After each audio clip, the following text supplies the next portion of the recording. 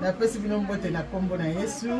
Ngai Maman Grace Jaël nazo ko invité bino na une grande retraite oyo salama ko banda lelo. Tozo banda lelo et ko yinda bien-aimé.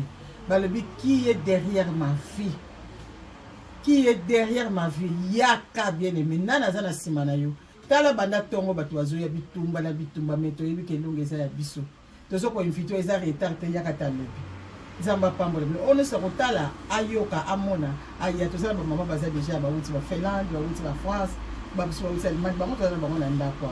Tozo se préparer pour tozo kele déjà. Alors nzambe pas ko invité yo. Alingi yo posa ngate na kati ya retraite on eza shosho me kai wana ni sotango na nzoto. O moni kai to palo la mbisi tango mbisa lali tozo palo mbisa ko telemati. Lelo nzamaza na posa mutu so lala le kai wana ezala. Ba to palo la ngwelo ngwana kombo na Yesu Kristo. Nzambe azopambola lelo na kombo na Yesu. Shalom.